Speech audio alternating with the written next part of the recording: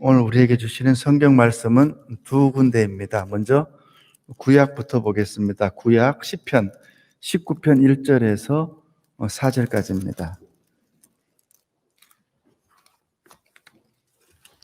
시편 19편 1절에서 4절입니다. 구약 815면에 있습니다. 제가 봉독하겠습니다. 하늘이 하나님의 영광을 선포하고 궁창이 그의 손으로 하신 일을 나타내는도다.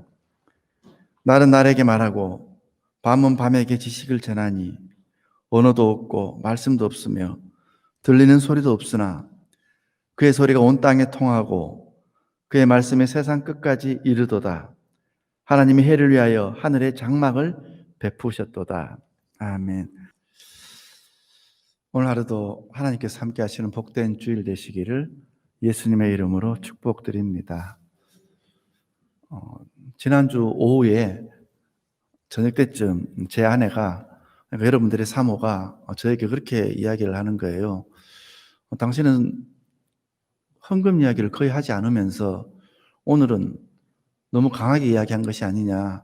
자영업자나 소상공인들의 처지를 너무 무시한 것 같은 그러한 뉘앙스를 받을 수도 있다. 이렇게 이야기하는 거예요.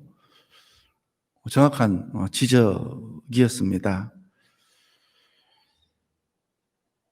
이 코로나로 인해서 몇몇 업종을 제외하고는 자영업자나 소상공인들의 수입이 타격을 받고 있습니다. 물론 이 가운데서도 흥황하는 업종이 소수이지만 있기는 합니다.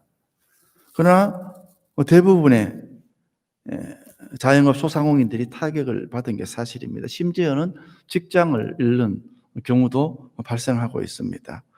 우리 교회에도 혹 그런 분이 계실지 또 모르는데, 제가 지난주에 11조를 안 하는 분들이 많으니까 11조를 강조하다 보니까 의도와는 달리 그런 분들의 형편을 무시하고 마음을 아프게 하지는 않았는가 라는 마음이 들었습니다. 혹시 저희 부족한 언어 사용으로 인해서 마음이 상한 분들이 계시다면 제가 정중하게 사과드립니다. 용서하시기 바랍니다. 보통 목회를 하는데 이 사모가 50% 이상을 한다 그러잖아요. 사실입니다. 목사와 돕는 이 장로님들이 50%를 하면은 사모 혼자 50% 이상을 한다는 것이 사실입니다. 제가 이런 말씀을 드리는 이유는 개중에 제가 혹시 사모를 또 무시하는 것 아닌가 이런 이 생각을 가지신 분들이 종종 있으신데 전혀 그렇지 않습니다. 제가 조언도 기꺼이 받아들이고 사과할 때도 하고 감사합니다. 시각장애와 청각장애를 동시에 가진 중복장애를 가진 헬렌 켈러의 삶은 많은 사람들에게 초등학생들까지에게도 잘 알려져 있습니다. 그녀의 자서전 중에 이런 독백이 있습니다. 그가 듣지도 못하고 보지도 못하는 사람 중에서 처음으로 미국에서 문학사를 받은 여성입니다. 잘 알고 계시죠? 이런 독백이 있습니다. 제가 읽어볼게요. 얼마 전에 숲속을 산책하고 온 친구에게 무엇을 보고 왔는지를 물은 적이 있다. 그는 별로 특별한 것을 보지 못했다고 했다. 나는 놀라서 자문해 보았다. 어떻게 그럴 수 있을까? 1시간이나 숲속을 산책하고도 아무것도 볼 수 없었다니. 볼 수 없는 나조차도 손끝의 촉감을 통해서 수백 가지의 흥미로운 것을 발견하는데, 봄에는 기대에 찬 손으로 나뭇가지에 돋아나는 꽃눈을 만질 수 있으며 겨울잠을 자고 깨어나는 새순을 만질 수도 있는데, 내게 행운이 있을 때면 자그마한 나무에 손을 대고 나무 위에서 노래 부르는 새들의 행복한 진동을 느끼기도 하는데, 이 모든 것을 보고 싶은 안타까움으로 나의 마음은 울부짖을 때가 한두 번이 아니지 않은가. 그런데 어떻게 두 눈과 두 귀를 가지고도 이 모든 것을 보지 못할 수가 있다는 말인가. 그렇게 독백하고 있습니다. 보지도 듣지도 못하는 헬렌 켈러가 경험하는 그 많은 것들을 왜 많은 사람들은 두 눈을 뜨고도 두 귀를 가지고도 보지 못하고 듣지 못하는 것일까? 아마 많은 사람들의 마음이 다른 염려로 가득 차 있거나 아니면 다른 생각으로 가득 차 있거나 숲속에서 벌어지는 그런 모든 일들을 마음에 담아둘 여유가 없기 때문일 것입니다. 오늘날 우리가 하나님을 보지 못하는 이유, 그 음성을 듣지 못하는 이유는 그분이 우리에게 당신을 드러내지 않거나 말씀하시지 않기 때문이 아니라 그분이 우리 앞에 사랑과 능력으로 임재하시며 말씀하시며 끊임없이 우리를 부르고 계심에도 불구하고 우리의 마음이 헛된 욕심과 교만과 근심과 걱정으로 가득 차서 그분을 모셔드릴 여유가 없기 때문입니다. 혹은 그분을 모셔드리기가 싫기 때문입니다. 오늘은 색설교입니다. 이 강단에 보면은 지금 성단위원들이 노란색으로 이렇게 꽃을 이렇게 맞추어 놓았습니다. 사실 지금 이 교회 관리 집사가 없는 상황에서 화분 돌보는 일이 보통 일이 아닙니다. 제가 이 교회 내에 거주하는 문제 때문에 온갖 것들을 제가 다 한 번씩 해보고 이렇게 해보는데 이거 교회 이 화분이 관리하는 거 이게 보통 일이 아닌 것 같아요. 강단에 이 노란색을 이렇게 다 이렇게 맞춰 놓았는데 지금 우리가 들판에 가면은 노릿노릿 이렇게 곡식들이 변해가는 그러한 색깔이라 참 절기에 맞는 색깔이 아닌가 생각되어집니다. 이렇게 꽃 하나 이렇게 마련하고 이러는 것도 정성과 생각이 있어야 된다고 생각되어집니다. 단풍, 코스모스 이런 것들을 지금 가장 많이 볼 수가 있습니다. 근데 저는 하나님이 가장 좋아하시는 색은 초록색이라 생각되어집니다.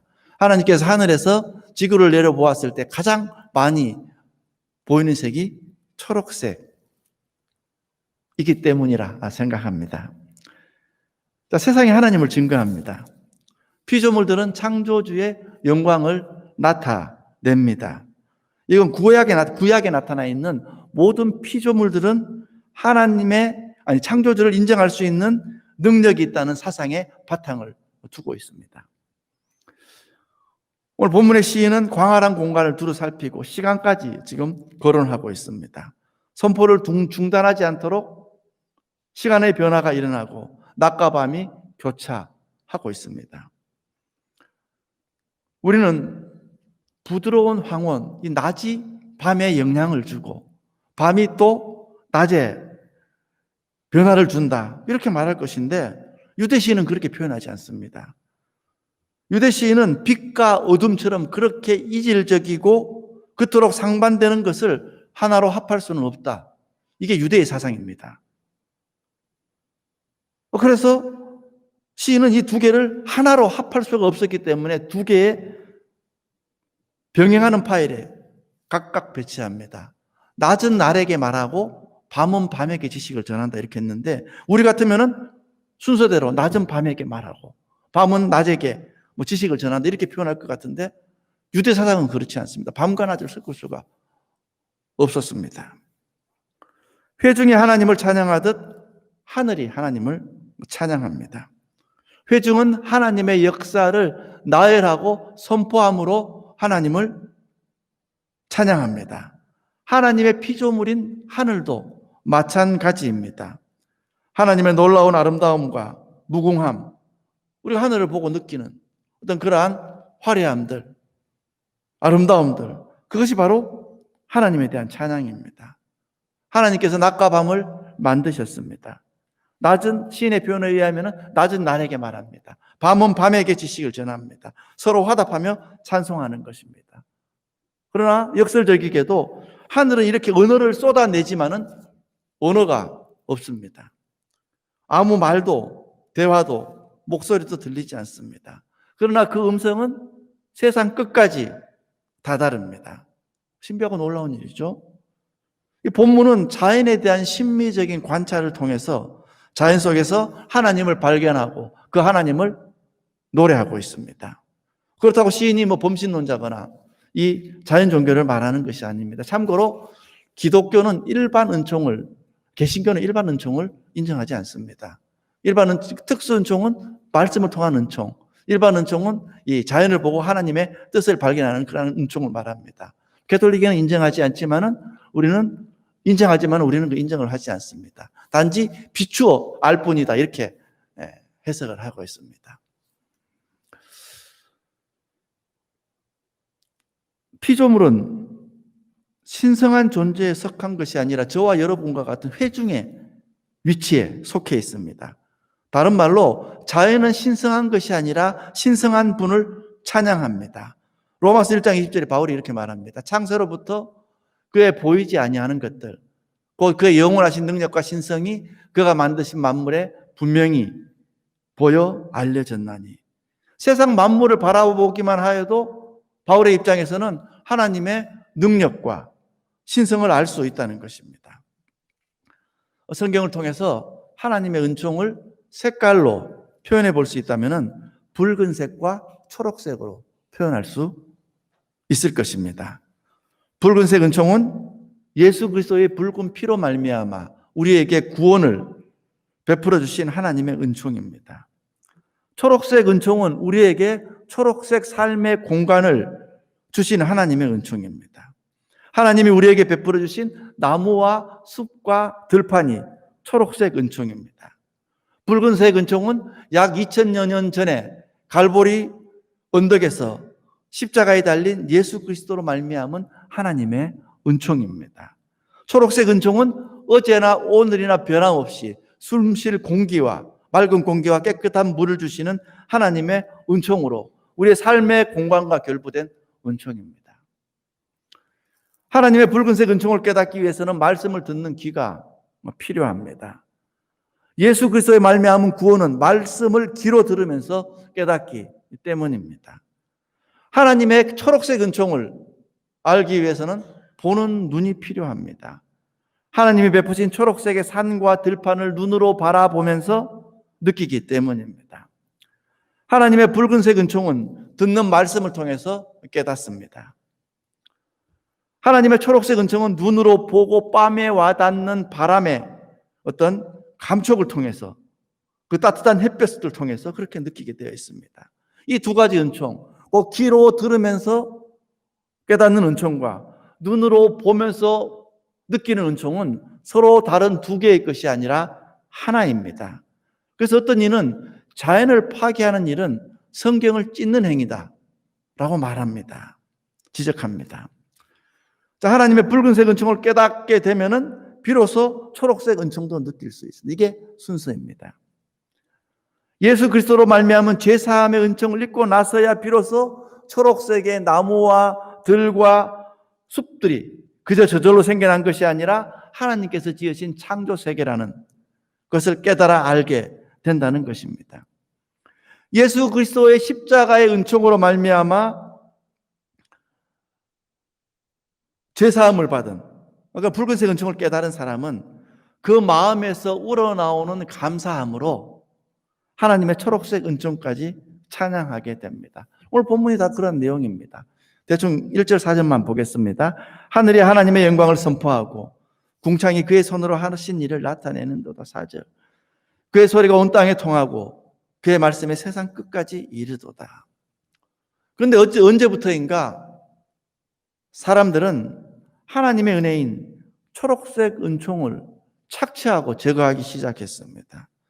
과학과 기술이 발전하면서 그렇게 되었습니다. 하나님의 초록색 은총이 그냥 있는 그대로의 그냥 자연으로 보이면서 자연이 과학 실험의 대상으로만 존재했고 기술 개발의 대상으로만 존재하게 되었습니다. 산업혁명이 본격적으로 진행되면서 자연은 정복의 대상이 되었습니다. 구약 창세기 1장 28절에도 땅을 정복하라는 그런 구절이 있기에, 그런 말씀이 있기에 기독교 신앙에서도 자연이 정복의 대상이 된다는 것에 이의를 제기하지 않았습니다. 100여 년 동안 인류는 개발과 발전이라는 이름으로 산을 깎고 들판과 숲을 파헤쳤습니다. 개발과 발전의 이름으로 자연을 정복해 가는 동안에 이 지구상의 초록색이 점점 줄어들었습니다. 우리가 하나님의 초록색 은총을 잊어버리고 있었습니다. 1970년대 이래로 서울은 시멘트 콘크리트 거대한 도시가 되어버렸습니다. 초록색의 넓은 대지는 회색빛 아파트 단지로 바뀌었습니다. 사람들은 푸른색 나무를 베어내고 거기다가 회색빛 콘크리트 문화를 구축했습니다. 초록색 은총이 사라진 곳에서는 초록색이 사라진 곳에서는 더 이상 하나님의 초록색 은총이 머물 곳이 없어져 버렸습니다. 우리가 자연을 정복하면서 우리 인간들은 더 이상 자연과 더불어 살지 않게 되었습니다. 예전에는 생각해보면 알죠. 제가 어렸을 때 여름날 더울 때는 창문을 열어놓고 바람이 불기를 기다렸습니다. 창문을 열었습니다. 이제는 더우면은 거꾸로 창문을 닫아버리고 에어컨을 틀게 됩니다. 자연과 유리된 인간의 삶입니다. 예전에는 비가 내리면은 그 비를 땅이 흡수하고 나무들이 흡수했습니다. 이제는 그 나무가 없어지고 땅은 아스팔트로 덮여버리니까 빗물이 갈 데가 없습니다. 여러분들 요즘에 비 많이 올 때 하수구 역류하는 거 여러분들 많이 보셨을 거예요. 전 작년부터 많이 봅니다. 빗물이 갈 데가 없으니까 스며들지를 못하니까 하수구 한쪽으로만 몰리니까 이게 감당하지 못해서 역류하는 것입니다. 이렇게 자연과 분리된 인류의 삶은 사람들끼리도 멀어지게 했습니다. 특별히 자동차 문화와 아파트 문화는 그러한 사람들 사이를 더 멀어지게 만들었습니다. 아파트는 그야말로 이웃을 볼 수가 없습니다. 아파트에는 갇혀 있는 것입니다. 출근길에는 자동차에 갇혀 있습니다. 갇혀 있기 때문에 다른 곳에 눈길을 돌리지 않습니다. 옛날처럼 자동차 문화가 지금까지의 정도는 아니었을 때는 아파트가 아니라 담 넘어서 이웃을 바라볼 수 있을 때에는 나가면서 인사하고 보이면 인사하고 길거리에서 인사하고 그렇게 자연스럽게 시선을 교환했는데 이제는 차를 운전해서 앞만 보고 달려가기에 자동차 바깥의 이웃들에게는 관심도 없고 아예 무시하고 살아가게 되었습니다. 생활 필수품이 된 자동차의 편리함과 편함 그리고 아파트의 편리함은 폐쇄적이고 자기중심적인 생활을 몸에 배게 만들었습니다. 하나님의 초록색 은총을 몰아내고 그 자리에 회색 도시를 건설한 인류는 한동안 문명의 편리함과 편한 생활에 도취되어 있었습니다. 그러다가 어느 날 아스팔트 위로 달리는 자동차가 내뿜는 배기가스로 인해 숨쉬기가 힘들어졌습니다. 공장에서 내뿜는 폐수로 인해 물이 오염되어서 마실 자연수가 없어져 버렸습니다. 집마다 정수기를 설치합니다. 생수를 사서 마십니다. 이런 상황에 이르자 비로소 우리가 자연이 무엇인지 깨닫기 시작했습니다. 우리가 자연을 무시해서는 살 수가 없는 거구나. 알게 되었습니다. 하나님의 초록색 은총을 몰아내고 그 자리에 건설된 회색 도시에 또 다른 문제가 발생하였습니다. 우리들을 둘러싸고 있는 문화와 환경이 회색으로 바뀌니 우리들의 심성도 회색으로 바뀌어 버렸습니다. 자연과 유리된 채 살다 보니 이제 그 자연이 단지 물건처럼 사고 파는 상품으로만 보이기 시작한 것입니다. 땅에 대한 이해가 특별히 한국 사람들, 우리들 땅에 대한 이해가 그렇게 되어버렸습니다. 오늘날 우리들이 바라보는 땅이란 자연으로 보이지도 않고 더더군다나 하나님의 초록색 은총으로도 보이지 않고 단지 그저 한 평에 얼마짜리 땅인가로만 판단하게 된 것입니다. 생물학자들의 말에 따르면 우리가 흙 한 덩어리, 요즘 흙도 잘 못 보잖아요. 흙 한 덩어리 1세제곱센치 안에 생명체가 5천만 개 정도가 있다고 합니다. 그러니까 생명체라는 것입니다. 이 땅 자체도. 이렇듯 사람이 자연과 유리되고 하나님의 초록색 은총을 잊어버린 결과 하나님이 창조하신 생명을 물질로 혼동하게 되었습니다. 또한 그 생명을 사고 파는 상품으로 취급하고 있습니다. 생명은 오로지 하나님께 속한 것인데도 말입니다. 하나님의 초록색 은총을 몰아내고 그 자리에 건설한 회색 도시 문화를 진지하게 반성해야 될 때가 이미 지나가는 것 같습니다. 하나님 없이 인간이 제 마음대로 쌓아 올린 바벨탑 문명을 철저하게 반성해 보아야 합니다. 반성의 첫 단계는 의식의 전환입니다. 이제 우리는 자연이 정복의 대상이 아니라 하나님이 지으신 창조 세계라는 것을 알아야 합니다. 자연이 투자와 투기의 대상이 아니라 하나님이 베푸시는 초록색 은총임을 아셔야 합니다. 땅은 투자나 투기의 대상이 아니라 어머니의 품 같은 우리 생명의 고향이고 삶의 터전이 되어야 합니다. 물론 이게 전혀 가슴에 와닿지 아니하겠지만 가슴에 와닿는 한두 사람으로 인해 세상은 변해갈 것입니다. 학자들의 이야기를 빌리면은 지난 세기부터 지금까지 우리를 지배해오던 철기 문명이 이제 그 수명이 한계에 다다랐다고 말을 합니다. 굵은 철근으로 100층 이상 집을 짓고 강한 쇠붙이에 인간의 의지를 새겨내어서 그것으로 기계를 만들고 더 높이, 더 강하게, 더 빨리를 외치면서 철기 문명이 발전해 왔습니다. 그 철기 문명으로 자연을 정복해 왔습니다. 그런데 모순되게도 이렇게 힘이 세고 강한 철기 문명이 이제 그 수명을 다했다는 것입니다. 그 까닭을 상징적으로 이렇게 표현합니다. 쇠붙이가 단단하기는 하지만 차갑고 사나운 냉기가 돌기에 사람이 기계 곁으로 다가서면 그것이 언제 사람을 다치게 할지 모르는 두려움과 공포를 느끼게 한다. 강철 쇠붙이의 결정적인 약점은 거기에서 생명이 피어나지 못한다는 것입니다. 이렇게 생명이 결핍된 철기 문명이 이제 더 이상 인류의 미래를 밝혀주지 못한다는 것입니다. 날이 갈수록 심각해지는 환경오염, 생태계의 위기는 이 철기 문명의 위기를 말해주는 하나의 신뢰입니다. 그럼 아이들이 아토피 천식으로 고생하는 것이 환경이 오염되었기 때문이라고들 말을 하고 있습니다. 아마존의 울창한 산림지역이 갈수록 줄어들고 남극의 눈과 얼음이 녹으면서 바다의 수면이 올라갑니다. 남태평양의 투투섬 같은 경우는 이미 가라앉고 있습니다. 기후변화가 이런 식으로 간다면은 향후 30년 이내에 지구 인구의 절반이 살아갈 수 없는 지구 환경이 된다고 합니다. 재앙으로 치달려가는 이 자연재해로 말미암아 인류가 생존 위기에 처해 있습니다. 우리 때는 이게 피부에 조금 덜 와닿을지 모릅니다만은 바로 우리 밑에 자녀들에게는 이게 현실화될 것입니다.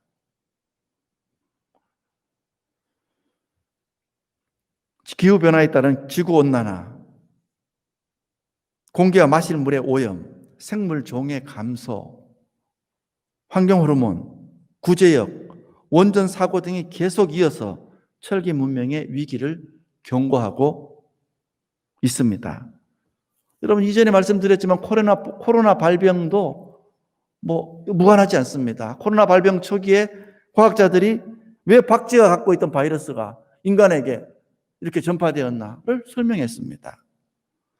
인간과 떨어져 깊은 숲속에 살던 박쥐들이 서식지가 사람들에 의해서 파괴되면서 갈 곳이 없어져 인간들의 마을에 출몰하면서 바이러스를 전파할 기회가 늘어났다는 것입니다.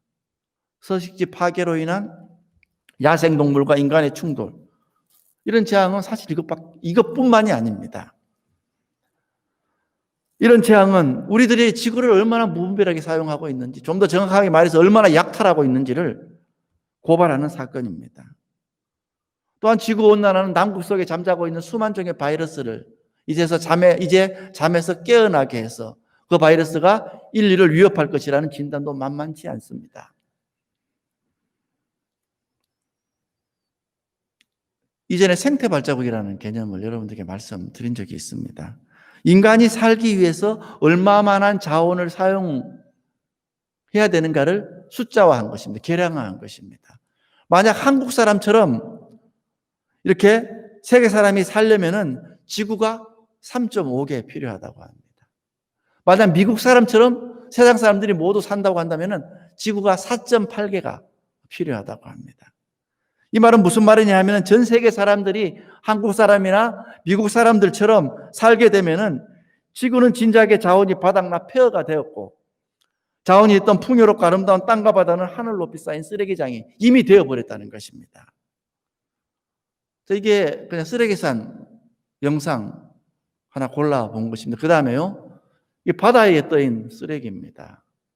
자, 그 다음에 죽은 새 사체를 해부한 것. 저 안에 일회용 라이터도 보이고 비닐 봉지도 보이고 그렇게 되죠. 우리가 얼마나 많은 자원을 쓰고 쓰레기를 만들어내는지요. 다른 경우 볼 것도 없이 제 경우를 보면은 제가 웬만하면 일회용 커피를 안 마시려고 그러는데 자꾸 마시게 되네요. 하루에 일회용 커피를 보통 석 잔을 마십니다. 뭐 장이 안 좋다고 누가 또 유산균을 먹으라 그래서 가루 유산균을 하나 먹어요. 그러면은 커피 3봉에 유산균 하나, 그럼 여기에 비닐 봉지가 4개 나옵니다. 4개 나오는데 하루에. 근데 이것을 제가 게을러서 이제 먹고 버리기 싫어서 옆에 그냥 이렇게 싹 쌓아두고 한 일주일 정도 쌓아두니까 그냥 그 숫자로만 계산하면 4, 7, 28, 28개 봉지가 나오죠. 이만큼 되더라고요. 이게 만약에 한 달이 지나고 1년이 지나면은 어디 제가 쓰는 제가 버리는 쓰레기가 이 커피나 이런 봉지밖에 없겠습니까? 다른 것들 다 포함된다면은 나 혼자 배출하는 쓰레기도 정말 감당할 수 있을 것인가? 라는 생각이 들 정도입니다.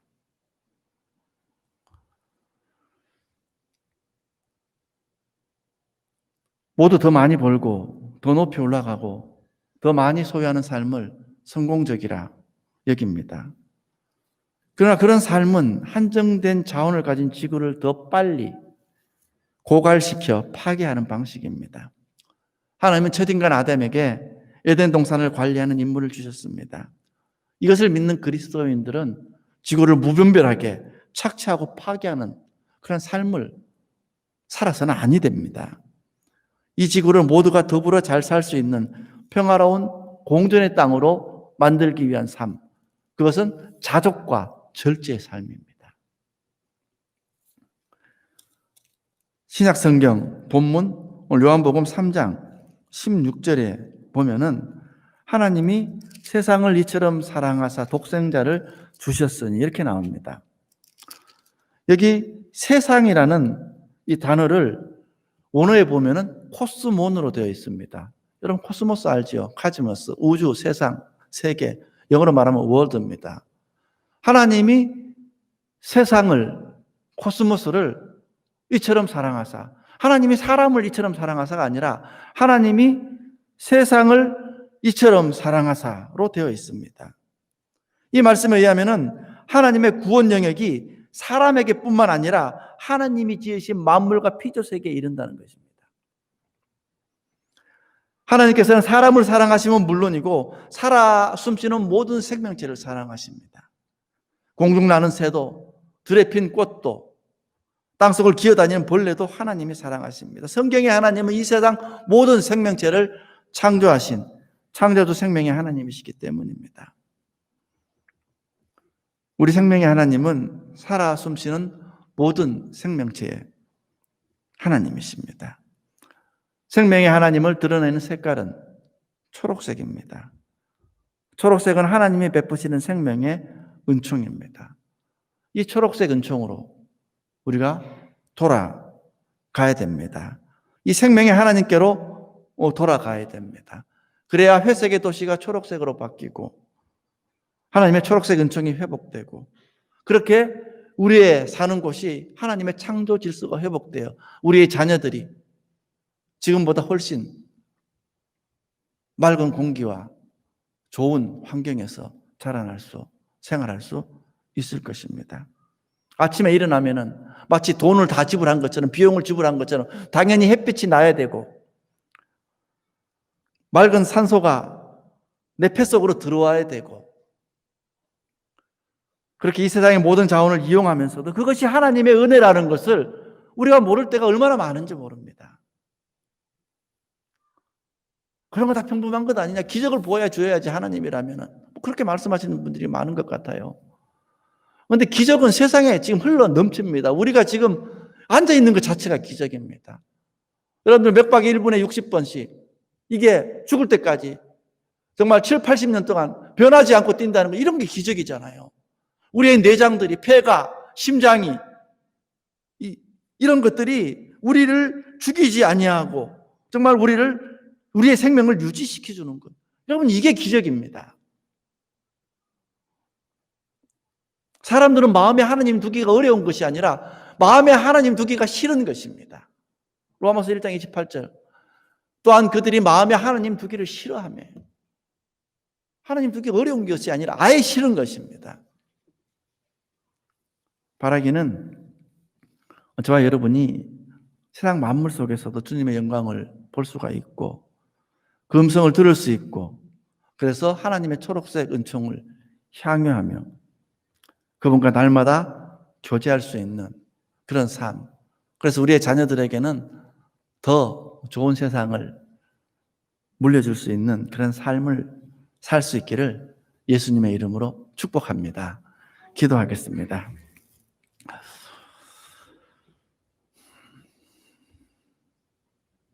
태초에 하나님께서 세상을 만드시고 참 좋다 감탄하신 창조의 질서가 회복되게 하여 주시옵소서. 하나님이 창조하신 그 아름다운 세상이 우리들, 하나님의 자녀들을 통해 회복될 수 있도록 하나님 인도하여 주시옵소서. 우리를 구원하신 예수님의 이름으로 기도하옵나이다. 아멘.